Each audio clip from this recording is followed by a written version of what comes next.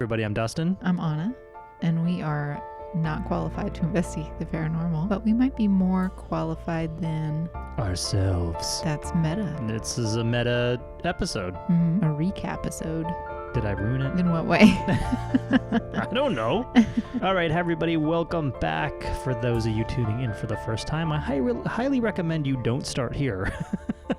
This is a recap episode, so we're actually going to go back and talk about some of the other topics that we have gone into in our previous episodes. I guess you are starting here. Still go back and listen to the others. Yeah, you might still want to. Actually, maybe this is a good place to start. Maybe this is episode number 1, the recap episode. Maybe we're Tarantinoing it a little bit. Yeah, maybe we're chopping up the order. Maybe we're mementoing it. Why are both of those words really hard to say? Because they're not words. Yes, they are. Tarantinoing it. Well, that's 2 words. You're right. That is not a word. It is 2 words. Yeah, no, we're going back to take a look at some of the other things we've talked about before. We do listen to these episodes, believe it or not. Some of you are probably like, you do? Man, you did a really shitty job with the editing. Anyway, weird narcissists listening to their own podcast. Yeah, because we want to be better, okay? We're trying to be better for you. And so as we, of course, go back and listen, we think about things and hear things that we said that we're like, oh, no, we didn't mention blah, blah, blah, blah, or we didn't say this, or we didn't say that. Not only that, but Anna has a fun game. We're going to play with it. So she'll explain that because she's explained it to me 5 times and I still don't get it. Oh, that sounds really fun. I just have prompts of thought questions for each episode. No, it'll be good. Okay, so I think we just need to kick this off right away and get going here. So the first episode, the Black-Eyed Beings, is what we named it, but what it really was about was black-eyed children. As usually these black-eyed beings are minors. And I don't mean people who dig in the ground. I mean people who are under the age of 18. That might explain the black eye. Yeah, that's right. And so, as we went through and we looked at these, we looked at a couple of different stories. One was the first recorded story of it, which was in Texas, and a man who was going to pay his cable bill just ran into these black-eyed children. The second was a couple of kids who were out past curfew in the UK during the pandemic and who were terrified by this black-eyed child running around their campsite. And then we did look at some evidence. We actually talked a lot about a fake thing that happened, which was a YouTuber who created a YouTube channel based upon him trying to capture evidence of black-eyed children or black-eyed beings, and eventually told everybody that the whole thing was fake because he had millions of viewers and they were all like, this is real, and he got doxxed. Which I didn't know that people don't know what that means. For those of you who don't know what dox means, it means for someone to identify who you are on the internet, finding documents about who you are, where you actually live, what your actual phone number is. Yeah, even if you are already a public figure, but Yeah, it's something that happens a lot in my career. No, what am I in? In your profession. In my profession, thank you. Apparently speaking is not so good in my profession, but yeah, so it's something that happens a lot in my profession. You know, you see CEOs get doxxed a lot. You see activists get doxxed. Political figures get doxxed. Anyone who pisses people off on the internet. Right. So this guy got doxxed. He had to close down his entire YouTube account because he was getting death threats and all kinds of crazy stuff because of what was going on. He claims, of course, that he was an actor and he was just trying to portray a character. However, he didn't really say that at the beginning. It's kind of like War of the Worlds, right? Where Orson Welles was like, I thought everybody would just know this whole thing was a joke, you know? He didn't label it a comedy YouTube channel. Right. Or not even comedy, just an entertainment YouTube channel, yeah.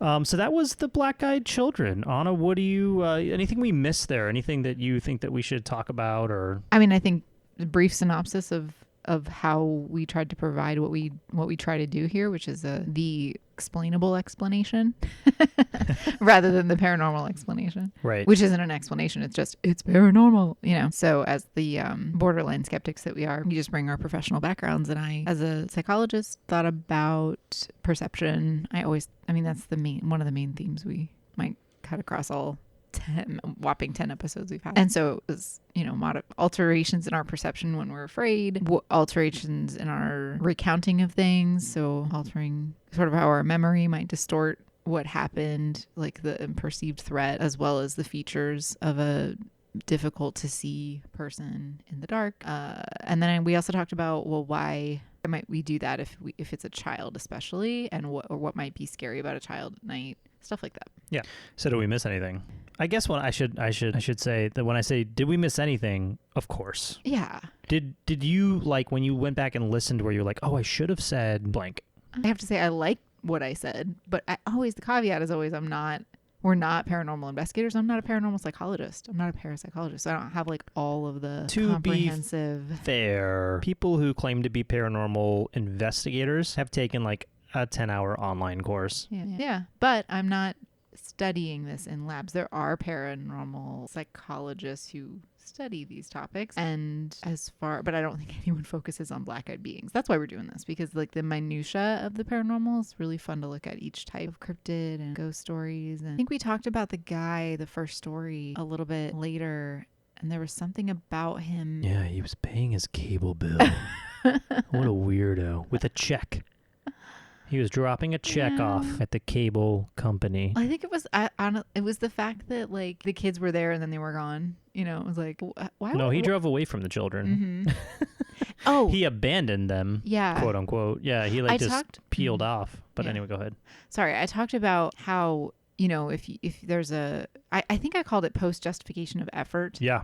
And I should have just said post-justification. That's my correction corner here. Okay. Because post-justification of effort is when you put in a lot of effort and you don't get much return. And then afterward, your brain actually increases your justification for what you did. Some people call it cognitive dissonance. In some ways, it's sort of akin to that. But I meant just post-justification. Like, why did you not help is very different than why did you go above and beyond? So right. And so for him, he was sort of saying, these kids disappeared, so he didn't maybe have an opportunity to help, but it's more why did he feel freaked out? And I didn't really talk about that. Like, it's hindsight bias when people say, I had a weird feeling. I just had a weird feeling.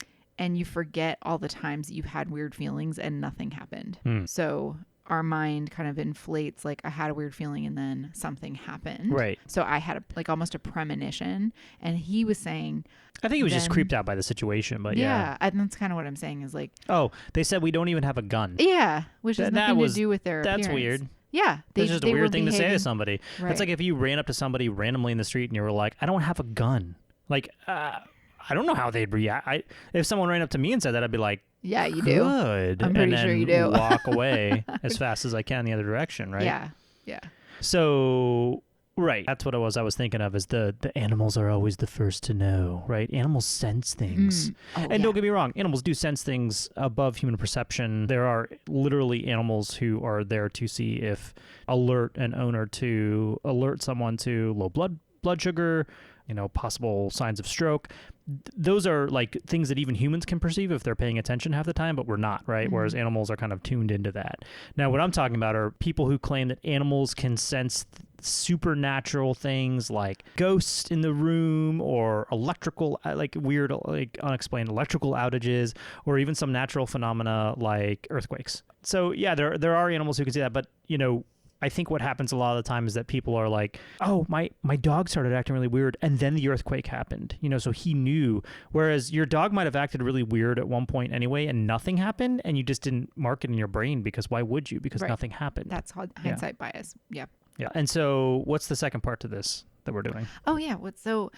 I thought maybe we'd think about, if black-eyed children are so scary, what are other things that could be scary that could come to your door at night? So things that can knock on my window while I'm trying to pay my cable bill and be scary. I think anything.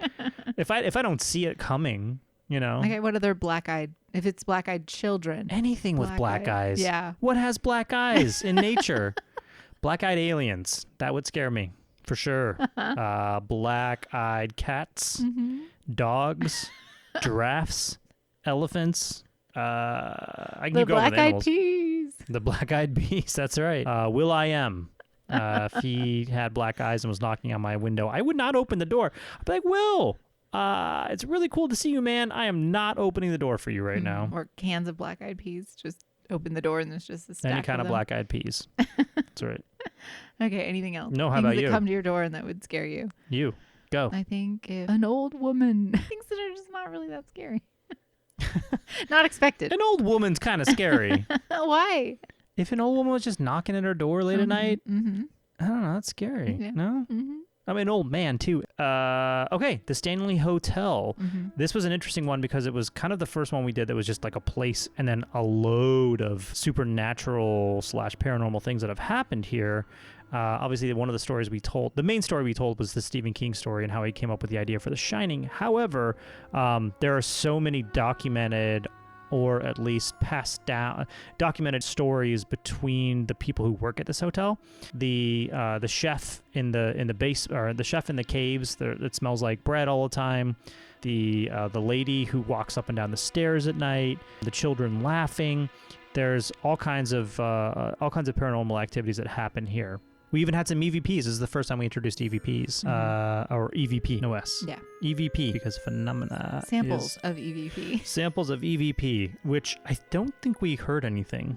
I think you and I were both like, we don't hear it. Mm-hmm. But maybe our listeners did. Anyway, so what did we miss here with the Stanley? I mean, again, there's like so much to unpack here. Old buildings creak. They make noises. Mm-hmm. There's sounds of wind blowing because it's in Colorado, and there's storms, and that's Stephen King was there, and he was there alone. I think he was like the only person who checked into the hotel that night or something. Mm-hmm. Lots of crazy stuff there. What do you think? Yeah. I think we've emphasized a lot about the fact that it's like a famous hotel and it's partly famous for this, and they attract people based on this, and the stories get told and retold. There's so much secondary gain for them to perpetuate these stories. I don't think I use that term. So You talked a lot about prompting? Priming. Priming. So I think there's priming of the guests, but then a secondary motivation on the part of the hotel for these stories to be told. Yeah. Because they make money. Yeah. So that's an important piece, and the case a lot of quote haunted establishments. Right. This is the first time that you brought up priming, and I think it's been brought up since in some other episodes that we've done. Mm-hmm. But this is definitely the first time that you've kind of, that you kind of presented that as an idea of, and also just a theory within psychology. Yeah, and some people might call me out or criticize that, like, technically priming is like stimuli very close together, and so I might be talking a little bit more about expectancy theory than priming. So I guess I should clarify that. So expectancy is much more in my background of research, but it's like, what do you think's going to happen when you drink a beer? How do you think you're going to feel? Oof, nowadays that is a loaded question. Right. It could be great, could be great for 5 minutes and then terrible. Yeah. It could be great for an hour and a half and then terrible. Either way, it's probably going to end up being terrible. Sure. Okay, so when you were 21. Ooh. Oh, I'm sorry. I was supposed to fill in the rest. When I was 21, I'd drink one beer. Shit. Keep going. Okay. In general, alcohol makes you feel fill in the blank. Great. Yeah. And you could keep going with the way you fill in that blank. And that's before you even drink alcohol. And so there's been experimental study after experimental study that expectations, what people expect to happen, will happen, even if you give them false or fake alcohol. They will behave in a way that's consistent with what their expectations are for the impact of that. Yeah. Can you start giving me like fake beers and telling me they're real beers? You want to buy NA beer and then pour it for you and give it to you. Yes. Before the episodes. Hide it in like a separate secret fridge somewhere. Yep. Sure. Actually, there's a movie with Nicolas Cage where that happens to him. Leaving Las Vegas. Yeah, I saw it. No. It's a medication. Someone gets, so it's a placebo effect for substances, but this is in our lives. Expectations have an impact on reality or our experience. So right. I think that's very powerful. All right. So black-eyed children, we don't want to admit that we're scared by children, so we make up some weird theory about them in our minds that says they're black-eyed. Boom, roasted. Stanley Hotel, ghost, priming, boom, roasted. With the Stanley Hotel, though, what's your question? If so, as I talked about secondary gain, the big motivation of the hotel to attract guests because it's haunted. If you owned a hotel, what paranormal activity would you use to attract people? Spontaneous combustion. That will happen in your room. Yep. Good luck keeping your hotel afloat. What? That's like, you got to prove it. You know what I mean? And it's really easy, too, because you can just have, like, I don't know, natural gas lines that have holes poked in them, like, throughout the hotel, like with little, like, spark things that, like, randomly go off. Terrifying. Yeah. People. Well, what are they looking for? You're going to go to a place with a ghost and you don't want to be terrified? Exactly. They want to be terrified. Mine would be, like, the Bigfoot Inn. Like you might have a sighting of Bigfoot Yeah. while you're here. He might just be in the hot tub. Who knows? Yeah, he's a guest. Like, what if Bigfoot, like, Las Yeah. Vegas has like their acts actually get to stay like in like the, the penthouse suites or whatever. Mm-hmm. So like Bigfoot is in the penthouse Yeah. suite of the Onna Hotel. Yeah, you just imagine him like with his hair in a towel and just walking around. Okay. Get nice. Okay. Next up, parallel universes and the Mandela effect. This was a really interesting one because I think it has more to do with psychology than anything else. Oh my gosh. Well, and even in the name, that first story that you told about the woman in the forest Mm-hmm. Hiking. Who Yeah. hiked and found a cabin of some sorts with a 17th Stone century cabin. party happening inside. She Yeah. stepped halfway through The the door and then conquistadors she- were, hanging out and. Mhm. Wait, not conquistador. Yeah, that's right. Like the Spanish. Is that the right terminology? The Spanish explorers. Yeah. Hmm. They were conquistadors, I right? think so. Do they still use that term? And I'm thinking of matador, which is the guys who fight Oh, bulls too. that's But no, totally different conquistadors. job. Yeah, she like walked in on these conquistadors like having a party or whatever, and she got pulled out halfway, and then half of her body went numb, Yeah. and she had to go through physical therapy for a really long time. So we talked a lot about the psychology of that, potential psychology of that. That, and then also we talked about the Mandela effect and the psychological quote-unquote phenomena that happens there, where basically what happened is a woman was largely uneducated to the point of where they didn't even know that Nelson Mandela was still alive, noticed a pattern that a lot of people thought that Nelson Mandela was dead, and then started collecting data, amateurly started collecting data from online sources or people who just emailed her, and then coined a phrase, and it caught on. Mm-hmm. Because of Shaquille O'Neal not being in a movie Mm-hmm. about him being a genie in the White House. Yeah. Mm-hmm. I think if you said that sentence to somebody 20 years ago, their minds would have exploded. Like, this is even a thing, right? The Mandela effect.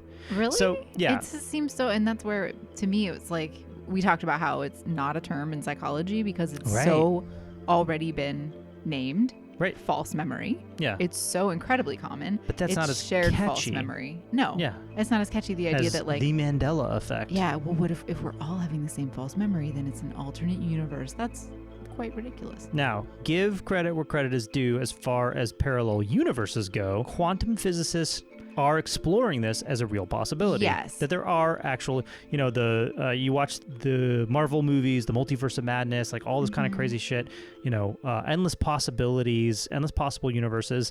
There is some theory in quantum physics behind that, right? The Schrodinger cat experiment we mentioned, I told you to go Wikipedia it. I hope you did. A lot of stuff goes into that. But yeah, it is possible that there are universes where every single decision we've made, or more to the point, every single subatomic particle can do the opposite of what it has done in our universe, which could mean that our decisions are also reversed or opposite of what they are in this current universe. Yeah, it could mean we're all living in a simulation. Could mean it, and it's fun to think about. It's fun to think about. I actually think the most recent, very cool, very interesting fictionalized version of it was the newest episode of Black Mirror, the first episode of the new season. Oh yeah, I that thought was that really was such a good. cool way of kind of Yeah. showing what a living in a simulation could mean. Is like Mm-hmm. there's a quantum computer and we have been created. Yeah. We have been created in that computer. That check it out. But anyway, so yeah, credit where credit is due, for sure. Parallel universes are possible. The possibility of them bleeding through to each other. Again, I kind of postulated that it's, every ghosts and all those things that we're seeing are possibly the bleed through of other universes. Now, us having memories implanted in us of those other universes, which is what the Mandela effect, quote unquote, is claiming it is. But again, we already have a term for this that's been studied heavily in the psychological field called false memory, right? Nothing that we didn't I can't think of anything that we didn't mention.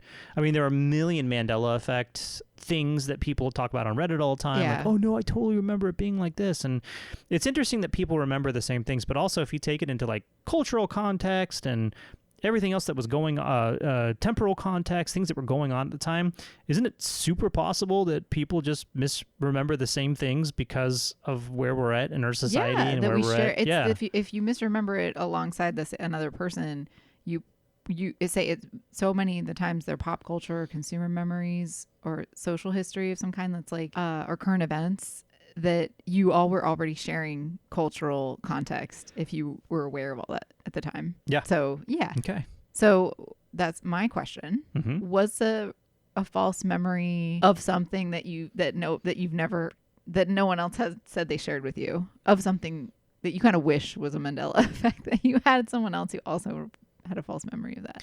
Okay, wait. So the question is, have I ever had anybody confirm a false memory with me? No. Oh. Do you have any false memories of things that no one else shares? Like, yes.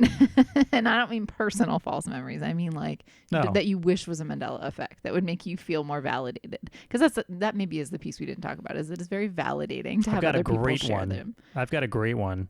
Please. I invented the term Evel Knievel. What? I never knew that Evel Knievel existed. But I invented the term evil. I was like, when I was a kid, I said Evel Knievel before I knew that there was an Evel Knievel. I stand by this. You can ask my sister, who's known me. She's my older sister, so she's known me. So I will stand by this. I said Evel Knievel before I ever knew that Evel Knievel existed, even though it existed decades before I was ever born. And if other people also said that, then you would feel valid. I'd be like, yeah, thank you. It's about damn time that somebody agrees with me about Evel Knievel. Okay. How about you? It's not Go. Evel Knievel. You don't believe me about it? Okay, No, fine. no. Fine. There's one more person. So it's musical. It's in the realm of music, and it's sort of embarrassing to admit that I confused the singer of Aerosmith with the singer of the Rolling Stones. That's not that confusing. And I wish that I don't know anybody else who did. I wish other people would say that. They're like a decade apart at least, right? So Steven Tyler versus Mick Jagger? Mick Jagger, the Mick Jagger. Yeah. Yeah. I'm like blanking on them both right now, but I would mix them up and their music a little bit too, which is really... So if someone were like, in a parallel universe, they are the same band or something like that. That's not that embarrassing. Okay, well, that's mine. I wish that other people shared that. So two wrinkly old white guys you mixed up in your head? Yeah. God, how embarrassing. Who sing kind of similar sounding music. 12-bar blues with I have a people little in my bit life of who I distortion. feel embarrassed to admit this, who like love these people, and I don't. I used to mix them up. Not so much now. Because clearly one is more prominent and better musician, to be honest. I invented Evel Knievel, Anna. You're right. That's more embarrassing. You think that mixing up two old white wrinkly guys is more embarrassing than me coming up with the term Evel Knievel. Yeah. Well, anyway, okay. Next up, following in line with this quantum mechanics and quantum theory parallel universe thing is Randonautica. That's the next one we did. Randonautica is an application on your phone that apparently uses a quantum random number generator to link your intentions to a geolocation in your vicinity to help you find your intentions or to help guide you to what your intentions might be. Very interesting thing. It led a group of kids to a dead body, and they were looking for, what was it, travel or adventure or something, and it led them to a dead body that was stuffed into a suitcase. Now, terrible, right? That's not but there have been hundreds of reports of Randonautica leading people to supernatural things as well. I think the dead body is obviously something that's very well documented. Obviously, because they called the police. They did the right thing. They called the police. The police got involved. There was actually arrest conviction that happened due to that chain of events. So we actually went, this is the first time we did like a field investigation where we drove around and we tried to realize our intentions. We tried to have Randonautica help us realize our intentions by trying to help us find something paranormal. That was our intention. We didn't find anything paranormal. So it doesn't work. It didn't work. It didn't work twice. For us. 2 out of 2, so it's a 0% success rate for us. Now we could keep going with this. This could be something that we follow up on, and another couple of months, maybe we do this once every week, and we try to when we report back on it, right? We take some notes and report back on it, like, did we hear anything? Did we see anything? Well, and I think what we didn't maybe talk a bit about is the radius. I know you can set the radius. Yeah. Which is like, what is the likelihood that if you set the radius to, would we set it to like a half a mile from our house, so that there's going to be something paranormal than a half a mile? Why wouldn't there be? I guess, that's the argument. Yeah, if paranormal stuff existed, it should be everywhere. it should exist everywhere for sure. Yeah. Oh yeah, so then we also talked about the pair research experiment, the pseudo-random number generators around the world that, sync up sometimes for no reason, but then something big happens. And then also the quantum effects that or the effect that quantum mechanics plays in consciousness. Mm-hmm. So our synapses have like quantum receptors at the end of them. So, why, we know that quantum mechanics works in a certain way, kind of. Yeah, we don't fully know it. Understand. We don't understand, but we do know that there is some kind of, for lack of a better term, wireless transmission that happens between quanta. And if two particles ever come into contact and they are entangled, and that those things that are then entangled then have, some form of communication or some form of connection for eternity, but I don't know because I'm not a quantum physicist. And I think that just listening back to that episode, I think before I was like, I had to have this explained to me in so many different ways, so many times I still don't fully understand what. So when you interact with Randonautica, you are interacting on a quantum level with their server. That is the thought. You are interacting on a quantum level with their quantum random number generator, which again, that would insinuate that they had a quantum computer somewhere. Yeah. And quantum computers take a lot of energy to run right now. You have to run them at like close to absolute zero, so negative 273 degrees, right? Which takes a lot of something. Very sensitive equipment. Like if you sneeze in the room with it, like it ruins the calculation. Wow. I don't know if sneezing in the room is going to cause that actually, but something like it's a very sensitive thing, right? And it still is being run technically by traditional computing systems. So there's a lot of stuff that goes into quantum computing. I very much doubt that this app has a quantum computer running in a basement somewhere. Although maybe you never know. But like you see places like the People's Republic of China's government has a quantum computer. Google has a quantum computer. IBM has a quantum computer. Randonautica having access to a quantum computer? Right. Yeah. I think it is another one where we're acknowledging the possibility of a technology like this in the future, it's kind of like acknowledging the possibility of the multiverse. Of jetpacks. Yeah. Okay, so what's your question for this one? If you had an app like this, what would you call it? Welcome to Spooksville. Population U. That would be the tagline. How about you? I'm not very good at answering my own questions. That's not what psychologists do. We ask them. Oh, okay. Well, I can be your subject then. You just ask me and I'll say it. Okay, next up is EVP, Electronic Voice Phenomena. This was your episode. Yeah. You were presenting on this one. Yeah. So you had me listen to a couple of different EVP recordings. Allegedly. Alleged EVP recordings. The first one you played for me, which is allegedly the most substantive, right? Like when you Google that, with a cursory search. And it's 9 minutes long, and it is something. If you haven't listened to it, go back and listen to that episode, but also listen to the EVP recording. Really interesting. Again, I'm a combat veteran. I listened to it and I heard some things that were, I don't want to say triggering, but something along those lines, right? And so if you have been either in an active shooter situation, I hate to put it this way, if you've been in an active shooter situation or just been around gunfire a lot and it bothers you, I recommend proceeding with caution. I was not expecting that. To me, it did sound like someone going from door to door shooting people and them screaming.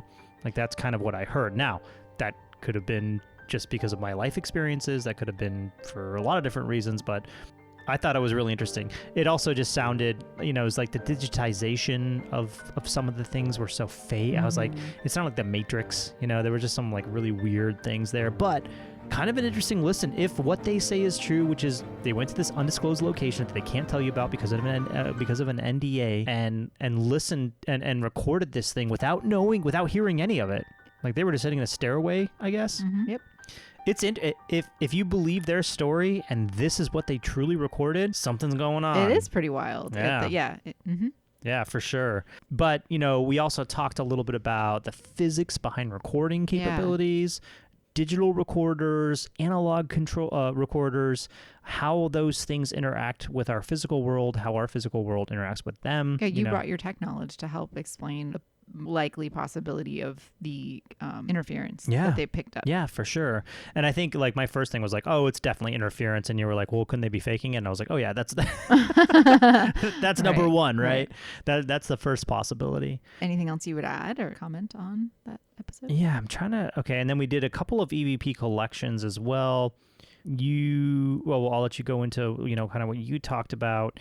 But nothing really to add. I still feel the same way I do about EVP recordings, which is that there are just so many other things going on in those electronic devices.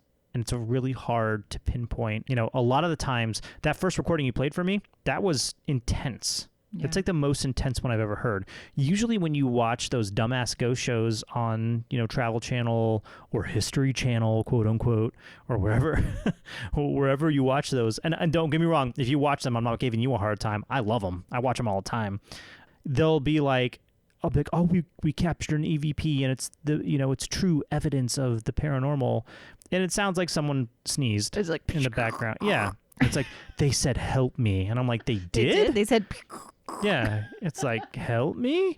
I don't hear it half the time. Super. I have heard some good ones on YouTube, like going back and like listening to some like user submitted YouTube things. But with that, I mean, there's After Effects. There's every Adobe piece of software can help that, which is unfortunate. Well, so I'm sitting with the like holding the two feelings of being both really proud that I could introduce you to something you hadn't already heard, given how much you listen to this stuff. Yeah. And also really sad that I triggered you slightly.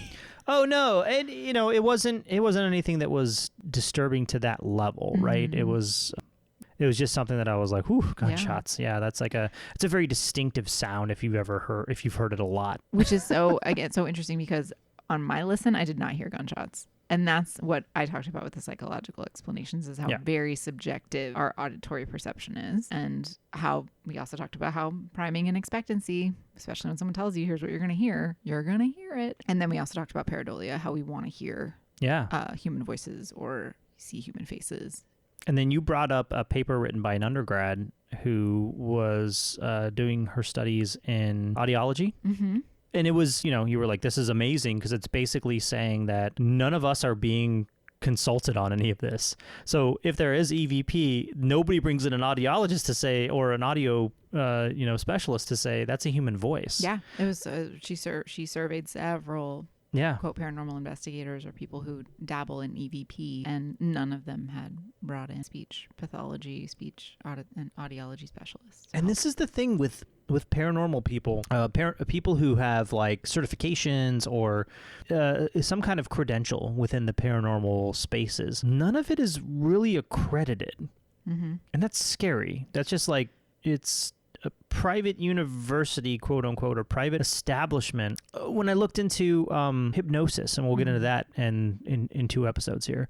When I looked into hypnosis, like I can be a hypnotherapist. I can be a licensed hypnotherapist. I don't have any psychological training. Mm-hmm. I don't have psychology training. Like I don't have any of that. But I can be a hypnotherapist. Yeah, is that ethical? Yeah. Mm-hmm. But with paranormal, we see it a lot, right? Where they're like, well, I did this 10-hour online course, so I can identify EVPs. Mm-hmm. And don't get me wrong, experience means a lot. If you are someone who goes out and investigates the paranormal on a daily basis for a year, 360, you've got 365, pieces of experience under your belt. Yeah, and I don't want to be a ivory tower or credential elitist. Right. Because the scientific method is not owned by anyone, and it's not, everyone should use it to the extent that you can. Yeah. But it doesn't count if you just did it once with your own observation, and that's not actually the steps of how to replicate and to demonstrate and to observe. Right. So that's the weakness. And that's what makes places like the Stanley Hotel so interesting, because people have gone there and had similar experience of the cowboy who kisses people. Yeah. So I do have to say, this is where I can provide with possible explanations that when psychologists study people's in experimental studies where we can actually create the stimuli, we see these kinds of expectancy theory, we see these kinds of priming effects, we see these things, I think his name is Chris French, and there are psychologists studying paranormal beliefs and doing some experiments, looking at when people report perception, things like that. So, but it still doesn't remove the possibility that the Stanley Hotel is haunted. Right. Mm-hmm. It's possible. Yeah. Mm-hmm. So what's your question for EVPs? EVP recordings. And this is really, again, I'm much better at posing these questions than answering them. If there were very clean technology that could capture the voices of the deceased, or as we say when we talked about EVP, it could also be capturing Yeah, that's right. telepathically communicated voice phenomenon. That's right. If there were a tool that you could use that were actually clean and reliable, when they found that, where would you start to go to listen? In my own house. Yeah. I would. You would just... I'd be like, who's fucking here? Okay. Stop watching me in the shower. Wow. Because I know you are. And so there'd be a lot of people who would be like, I would not do that in my house. I wouldn't want to know. What? This is the people who are just not into point? this. Yeah. No, but then what's the point of knowing any of that? Mm-hmm. Like, I don't want to know it. It's like, well, what's the point then? What are we doing here then? What we're bringing is, and I think that really raises that piece of how cool it is that people are curious. So much of that motivates the interest in the paranormal is curiosity. I like that. Mm-hmm. Okay. I'm glad you like that about me. I might be like, why don't you do that? Tell me what you find. Okay. I don't know if I want to listen. Okay. Next up, the ghost testimony of Zona Hester. Oh, wow. This was a great one. Mm-hmm. I love this one. Yeah. It was so much fun. Okay. So the ghost testimony of Zona Hester is the first and only recorded time in U.S. history that a ghost testimony was submitted as evidence, kind of, in a murder trial in the United States of America. So very interesting stuff. Small town in West Virginia, the late 1800s. Woman was murdered. The mother was visited by her ghost, told that originally her death was ruled as an accident or as childbearing issues. And her mother had ghostly visits from her, enough to convince the local coroner to exhume the body, reinvestigate, found out that she had in fact been murdered, and the man her husband was actually convicted of her death, and the testimony of the visits of the ghost were allowed to be submitted as evidence into this court. Amazing story. Really cool. Just terrible. Okay, I'm like getting really into this and I'm like, it's so cool. No, a woman died. It's terrible. However, justice was technically served, depending on if you believe if this guy was actually but all the evidence, past behaviors kind of point to, in my opinion, that this man was actually probably a shitbag, if not the murderer. But anyway, so really cool themes happening here. A lot of really terrible themes happening here as far as women being second-class citizens in the late 1800s. I'm not saying they're not now, but back then it was kind of like someone kind of even had to say that they saw a ghost to get anybody's fucking attention. Yeah. Women had to kind of, play the game a little bit differently. So anyway. Which was the explanation that you brought, which I thought was really compelling. Yeah. Yeah. I talked a bit about the very common experience of people seeing their loved ones after they pass away. And what those experiences or perceptions might be all about in terms of grief and also the possibility of the paranormal. But right. We don't, like you said, we don't know. Yeah. You said we know that this happens, that we see the recently deceased. Not everybody. Right. It's not universal. I didn't mean to pose it that way, but you're right. Like, after I thought about it, I was like, ready. yeah, that did sound like I just said that everybody you're going to see, everybody who's ever died. But then, you were like, we don't know. We don't really know. We don't have a good explanation. I mean, grief is obviously a good explanation, but we don't have, it's not studied or it's not. Oh, it's studied. You just can't rule. Again, you cannot explain. You can call it hallucinations. You can call it dreams. You can call it visions. You can call it things. And that's what we do. Yeah. That's what we do. We call it things. Good. Yeah. And then we talked about, well, if it were not the ghost of her daughter visiting her, how could she have known about the broken neck of the body that was exhumed? How could she have known about that? She was quote right about that and told, allegedly.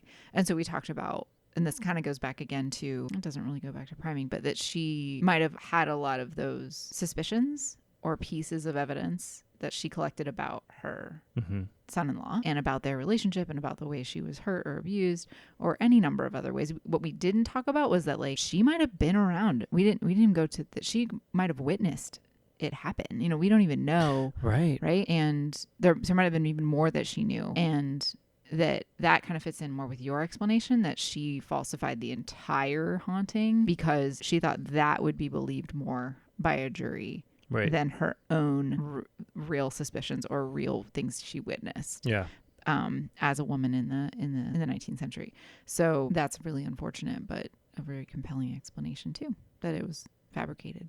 Yeah. But if not, then there might have still been things that, whether it was subconscious or unconscious, that she had reasons for her mind to formulate this vision for her that put those pieces together. Yeah. And then when it confirmed, it's confirmed. Yeah. Mm-hmm. So what's your question on this one? Well, there's one other thing that was left out. Oh, I sorry. wanted to acknowledge, because we did talk to someone who listened to the episode who brought up the fact that he sent the kid to the house to go find his wife. Yeah.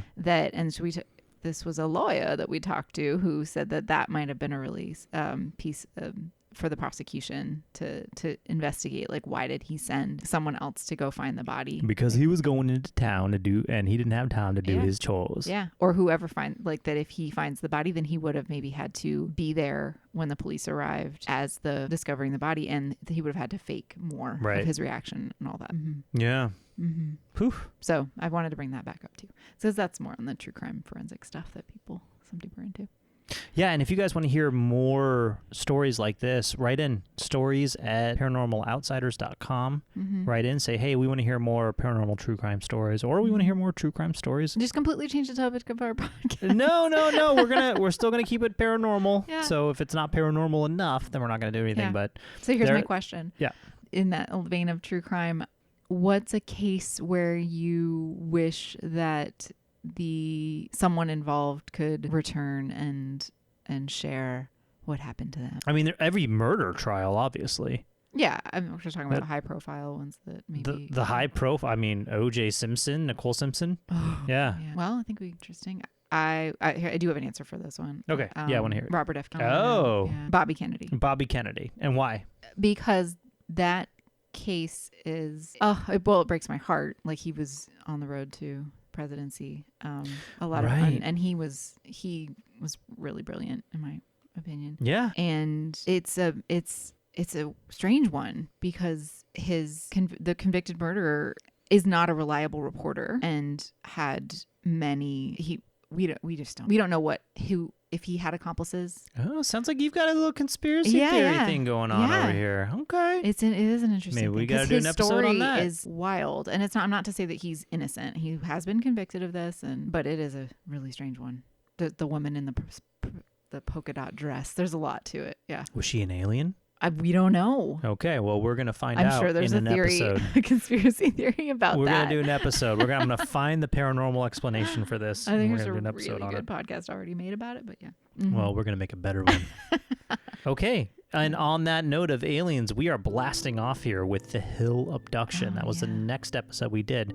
So this is largely considered the grandfather of abduction stories in the United States.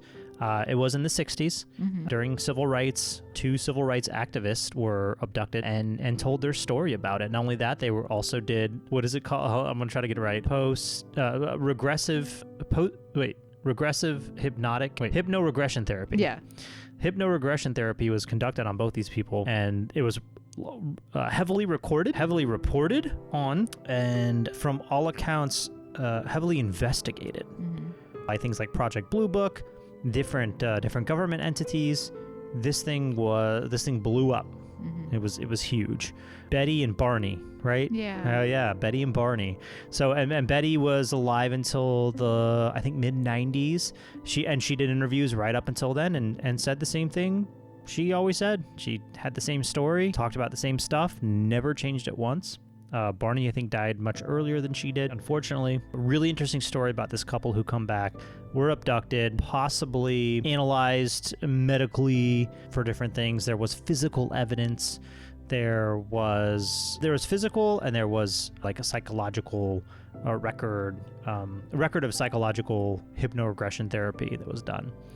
I think one of the most interesting things is, like, ever since we talked about this episode, we've been rewatching the X-Files, and, like, I think every single episode, there's like a mention of hypnoregression therapy. It doesn't matter what it is. Satanic cult, hypnoregression therapy. Aliens probing, hypnoregression therapy. Mm-hmm. Ghost in your attic, hypnoregression therapy. That's what people go through. And Mulder being like, well, you better go ahead and hypnotize that. Yeah. Do hypnoregression therapy so we can find evidence. Yeah. This Oxford grad with his bachelor's. In psychology. Yeah. Anyway. So really, really cool stuff. The audio for the hypnoregression is out there. I put that in the show notes. Feel free to go back and check that out. Again, it's very intense. So once again, listener discretion is advised. I haven't listened. I only listened to the first couple of minutes of it, and it is it's intense. Yeah. It's just intense. Let's put it that way. That one, that's my recap, is to say, like, I probably should be, if I were really to do my due diligence, go listen to those sessions, go read the Project Blue Book report, all that, but I haven't done it. I think, I'm still on the fence with this one. I think it's 50-50 whether they were actually abducted or not. I honestly think that, I guess this is probably giving away a little bit about what I believe, but I think I've already said this. If it's a UFO thing, I kind of believe it. It's not out of the realm of possibility, right? We're one of trillions of possible planets that can host life in our universe. Who's to say there's not an advanced civilization that's out there? Now, why they would come here and pick us up and probe us and then send us back down with shoddy with shoddy memories, like why, like if they don't have good enough technology to erase our memory completely, like why do it, right? Yeah. Well, and that's the question. Just like Randonautica, it's not, is it possible that there are quantum connections between us and other and computers at a cellular level or a microcellular level that can then happen? It's the question of, is this that thing? And so to me, yeah, you can be like a very prominent astrophysicist like Neil deGrasse Tyson, who believes in the possibility of other life on other planets. But is this case the best evidence for that? People being hypnotized and put into a very suggestible state, who were clearly going through distress, and the story that they tell is then taken as fact. Right. And that's so tough and not fair, because I don't feel like it really gives the subjects justice then. Right? Agreed. Whereas if it was something that, but also maybe that was the best way for them. I think we did talk a little bit about how when you get up on stage, like a magician hypnotherapist, like when you get up on stage and they not therapists, but yeah. Oh, sorry. A magician. Hypnotist. Come on stage. A hypno-magician. Yeah. A hypno-magicianist.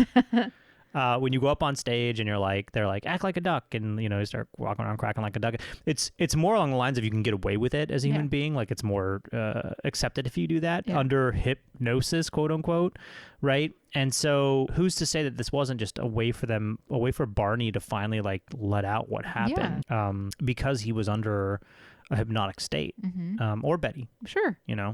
Maybe. It's just you cannot and the star differentiate. Map. That was another big piece of evidence, was a star map that Betty drew that ended up actually being a true star map. Now, I think if you draw signs and symbols, that's the thing about the universe. It's so vast and so random that if you draw any shapes in any order, it's a possibility that you are drawing them in a exact ratio and distance and size that there are actually 3 or 4 stars out there that might match. And that is called a coincidence. Yeah. And is it?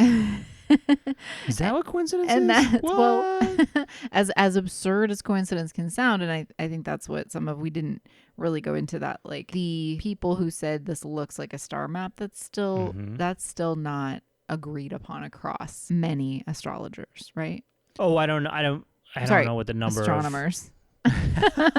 I don't know what the number of people who are Tauruses agree on, but no. I don't know what the number of people who study stars agree upon versus don't agree upon. Well, I thought you said her star map, like some said it's looked loosely based on, and in that way, then it looks like. But as somebody who's a novice who can draw that, like that's still impressive. It's kind of like if, someone says, well, I was in IBM's headquarters back in the 70s, and it's like, okay, draw me what you saw. And they basically draw you like the processor that's in all of our computers nowadays. That'd be impressive. Yeah. That'd be like, oh shit. Okay. Yeah. I guess you were there. And I'm still going to say, is it possible that wasn't her husband very interested in UFO stuff? No. Aeronautics. He was a Air Force guy. Was he not interested in the stars? I don't think so. Oh, I don't think that was one of his hobbies. Okay. No. Nope. Okay, then touche. Okay, so I can't explain the star map. Yeah, no, I'm not an astronomer. Yeah, I don't, and I think that's one of the only pieces of evidence that really holds the story together, even today. Yeah. People look back on it and they're like, huh? I'm sure we'll see an X-Files episode where they'll talk, or Mulder will be like, what about Betty and Barney Hill back in 1960? And the fact that she could draw a star map. That's Yeah. still not evidence of an alien abduction. Sorry. Right. It's not. Or that she was implanted with knowledge. Yeah. Sorry. Nope. Mm-hmm. What's your question on this one? So during the podcast, one of the things I enjoyed the most listening back was that we were talking about the rational question of why do aliens do it this way? Like there would be volunteers. You don't have to kidnap people. Yeah. You can just look for volunteers. Yep. So I was curious if you were an alien, you know, and you ran your own kind of like quick service business where people could just come in and get probed, what kind of business would it be? What would you call it? Well, would it be like fast food? Would it be like... It would be a business of people coming in to get probed. I know, but what would you call it? Take some names of other... It would be called McAbductions. McAbductions. Yeah, over 1 billion served. Okay. Oh, I don't The know. obvious ones, obviously, I had some canned ones that came Yeah, to go mind, ahead. But like Jiffy Probe. Jiffy Probe. Jiffy Okay, Probe, yeah. I like it. Mm-hmm. It's better than McAbductions. Uh-huh. Starbucks, done. Yeah. Moving on, we now move into, this was actually more of a historical review than anything else, but it was Bloody Mary. Mm-hmm. And so we talked about the origins of Bloody Mary. I went through 3 different stories of women throughout history, whether fictional or not, and it's debatable. 2 of them, I think it's debatable as to whether they're fictional or not, but one of them was definitely a person. And where the name Bloody Mary came from, and where this idea of Bloody Mary came from as well. So it's the idea of staring into a mirror, saying Bloody Mary's name 3 times in candlelight, and then blowing. Sometimes it depends. Sometimes it's blowing out the candle. Sometimes you keep the candle on. Sometimes you gotta spin around 3 times. Sometimes you gotta stand on her head. Sometimes you gotta do drugs. Sometimes you gotta snort some cocaine. Mm-hmm. And then maybe you'll see something in the mirror. I think if you do the last 3 things, you will definitely see something in the mirror: spinning around, doing drugs, and cocaine, which is a drug. So it's kind of the same thing. Anyway, moving on. Yeah, so like, what do you think? Anything that we missed on this one? I feel like it was pretty cut and dry. If you do something where you limit your visibility, you limit your light, cognitive capabilities by spinning around Yeah. and making yourself dizzy, yeah, you're probably gonna see something in the mirror. Like that's not a Yeah. yeah. We talked about that, those perceptual alterations, the Yeah. darkness and mirrors and dizziness and all the things, as well as expectancy, priming, and then we talked about adolescence and why their motivations to do this and why that's a piece of that's it. right. And what's so cool, the stories that you told was we got to talk a bit about like historical possible origins of her that I really Yeah. liked. And in doing that, we also got to talk about witches. Right. And and just women in general. Right. That's what you said. Oh, I know, My I'm favorite sorry. line from that podcast. It was a mistake that'll haunt me if I ever run for public office. It's gonna be like, didn't you once call all women witches? I'll have to say, oh, I'm so sorry about that. It was a mistake. Yeah. It's not what I meant. And I think in doing that, we sort of tipped into that episode also kind of covered the social explanations for witch labeling, witch hunts, like why were women called witches. Right. So we kind of touched on that. So I hope sometime maybe we do talk about the occult a little bit more. Mm-hmm. Oh yeah, no. I mean, we're not done. I don't think we've had a witch case yet. No. Maybe that'll be the next episode. Yeah. So we can talk a little bit more about like some practices and belief systems and stuff too. And then alleged like witchcraft, is that paranormal? That Right. because I think what we did nicely in talking about a couple of those cases was the social motivations for labeling women's behavior as deviant. Deviant women. Yeah. God bless them.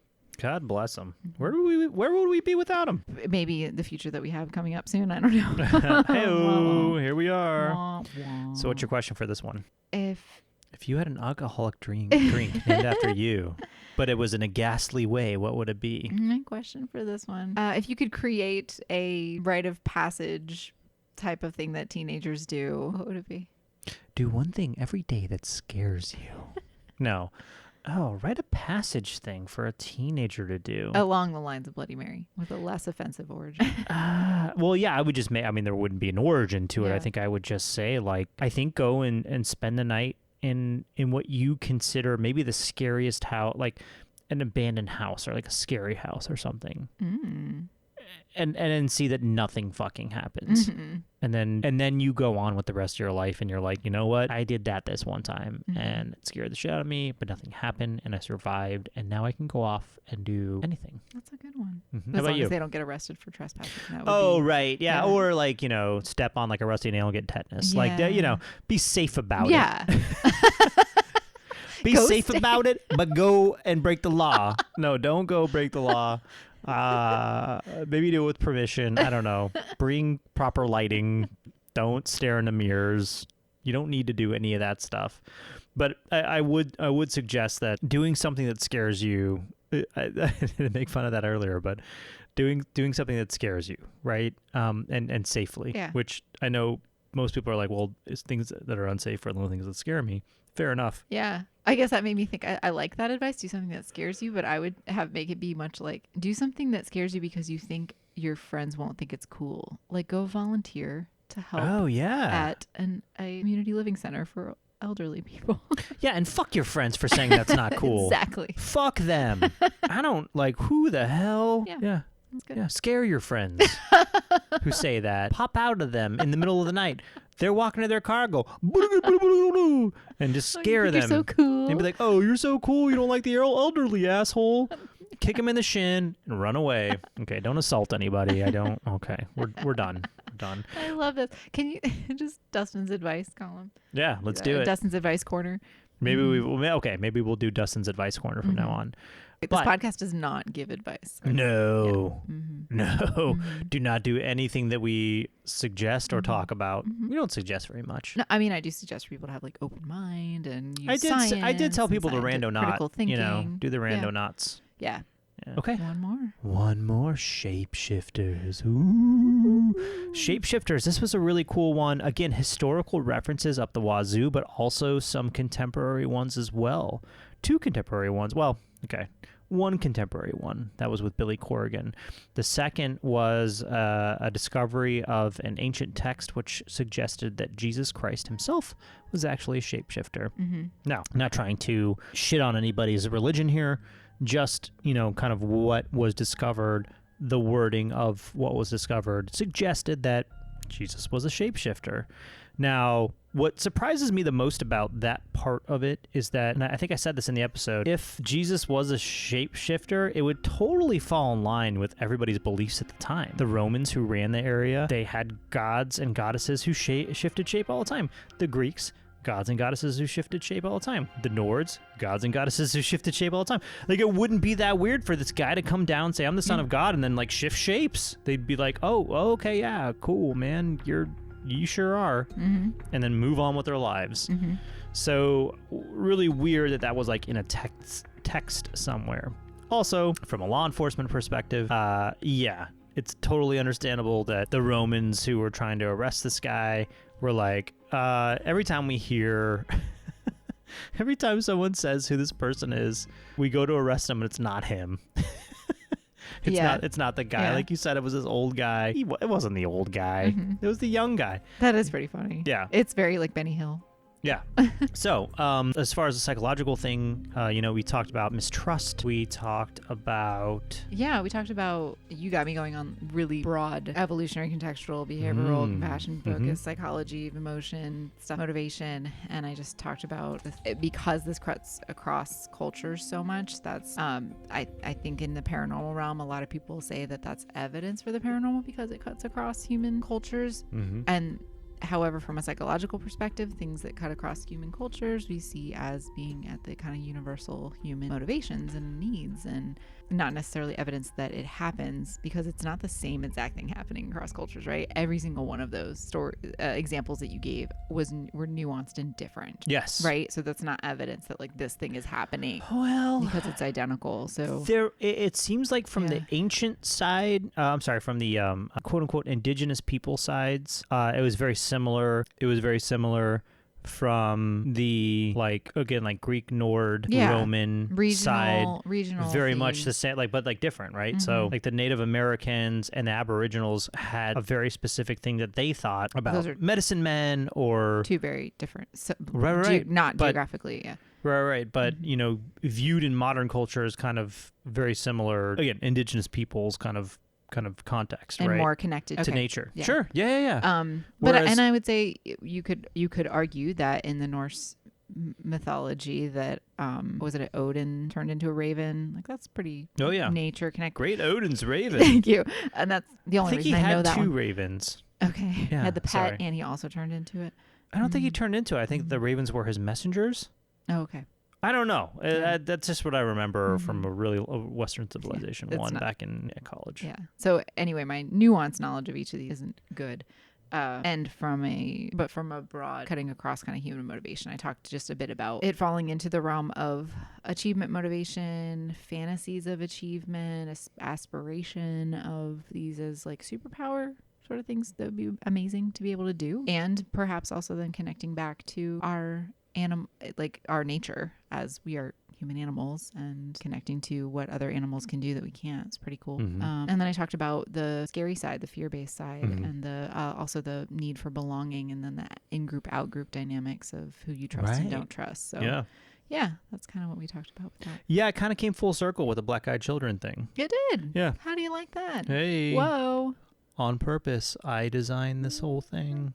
I would say, listening back to kidding. Shapeshifters in our intro, I feel really bad because I said that we might be more qualified than a zoologist, and I meant less. That should go with less qualified. We are not as qualified as a zoologist. To look at things like shapeshifters, because Right. like the video evidence you provided of what looked to me like a four-legged animal walking through the desert, and the person was like, "Oh my god, it's a skinwalker." Jack Osborne. Yeah, and whereas a zoologist who understands desert species would be like, "That's clearly a coyote or something," Yeah. So they're more qualified. Yeah. Odin had two ravens, Hugin and Munin. One was thought, and one was memory. Oh, that's cool. Yeah. Yes. So in the Shapeshifter episode, lots of really cool things. Nothing obviously substantiated. I did hear recently from a family member who watches Howard Stern on the rig that Billy Corgan is actually writing a book about. He's writing a book, and then in that book, he's going to tell his shapeshifting story. The tell-all story, which makes me want to caveat the part where I said, "Oh, it doesn't seem like he's getting any extra gain or attention from this." It's and now he's like, "Oh, everybody stay tuned. I'm gonna write about it." Billy Corgan. Like, you're a musician. So I do. Write about your music. I still follow him very closely, and he has this chip on his shoulder about rock history and how he doesn't really feel like he's been given his due. I think you mentioned that in the episode. Yeah. First of all, Billy, if you're out there listening to this podcast, and I know you are, because why wouldn't you listen to this podcast? It's amazing. Well, if he hears we're talking about him, he probably will. You had a profound impact on my life.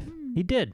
Billy Corgan had a profound impact on my life. And I don't care who knows it, including you, Billy. You know it now. Did he? And I'm definitely not the only one. Like his lyrics, his music, beautiful, amazing. Like again, you're definitely in my top 3, if not number 1. Oh. So you hear that, Billy? You hear that, Billy? And maybe you're like, who the hell are you? You have a podcast with like 10 listeners. Okay, a little bit more than 10. I'm not the only one. I know I'm not. I know I'm not the only one. I'm not the only one in this room. I can't say it as strongly as you. There are CEOs, if that matters to you. There are creative artists, if that matters to you. There are people all around the world who I don't know why I'm doing this big like thing for Billy Corgan right now. And it might be more important for him to hear that you are a musician, that you have musical talent yourself, Dustin. Yeah. And he inspired that. Yeah, I definitely like some of my first songs I ever learned were most certainly from Melancholy and Infinite Sadness on the guitar. But anyway, look, man, you're good. You don't need to write a book just to get attention. You've got my attention no matter what. Yeah. And I wish you the best of luck in everything. But I also will buy your book and read that part. Just for that part. Tell him you will read the musical memoir part of it too. No, I will. Yeah. I will. I'll read the whole thing, but... All right, you think you know what my question's going to be? Your question. Yeah. Can you guess my question? If you were a shapeshifter, what shape would you shift into? Exactly. Okay. I think it would be an animal. I think I would be like I think it's going to be boring. I think I'd be a werewolf. Oh, yeah? Yeah. Maybe the jellyfish who can live forever and regenerate. That's a good one, too. Yeah, I think that shifts back into your human body, too. So, like, you shift into the jellyfish who lives forever, and then, when your human body you retake your human form, you get to do that. Yeah. So a werewolf, including the fact that you don't control it, like that lore? No. Okay. No. You would be I have animal instincts and everything, but I'm more like an animagus. more like Padfoot. Yeah. Yeah. A big dog. More like Sirius Black than a Lupin. Interesting. That really fits because it's so stealthy and so like you could sneak around in the dark. Oh well, a fox would be my obvious, but that's not like super lore. So no, it could be anything. Yeah, no, we actually read there was the Asian shapeshifters who are like foxes who seduce men. I don't really want to seduce any men, but I want to be a fox, and if that's a side effect, well then I'll be sexy Seduce to men. Men as foxes, so there's like bestiality involved in that, or I don't think we understand this cross culturally here. I don't think we're getting the. Do you remember in Lovecraft Country? Lovecraft Country TV show. Yeah. Yeah, remember the cryptid? Yeah. She was that thing. She remember the foxtails came out and everything. Yeah. Also probably rooted in mistrust of women and some misogyny there. Anyway, I digress. Well, yeah, the Asian like they were all seducing men. There was no women seducing foxes. So I'm guessing when they did seduce men, they turned into women.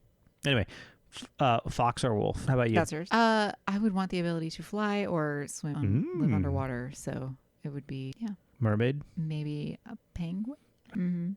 Penguin? Maybe. Penguins can't fly. They can't fly, and they also can't. Okay. They can barely swim. No. Actually, no. They can swim really well. They can barely walk on land.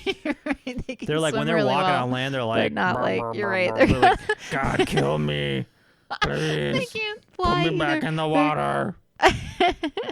Would a penguin be better? Or not a pelican? Would a pelican be better? Anna became a penguin every chance she got. Waddling around. She waddles around when she's on the land. They're so cute. But she dives when she can. That's my Morgan Freeman impersonation. Was that good? No. Oh, man. This was fun. Yeah. For me. That is a great note to end this episode on. This is a recap episode. We'll be doing these every 10 episodes or so. Yeah. Or so. We'll see. But thanks for listening in. Ooh. Boom. Done. Nailed it. Thanks for listening in, everybody. Again, if you have any recommendations for any stories at paranormaloutsiders.com. Please send us an email, and we'll get back to you. If you enjoyed listening to this one, and especially if this is your first time listening, you enjoyed listening to any particular synopsis of the story we told, go back and listen to the whole thing. If this is your first time tuning in, you ruined it.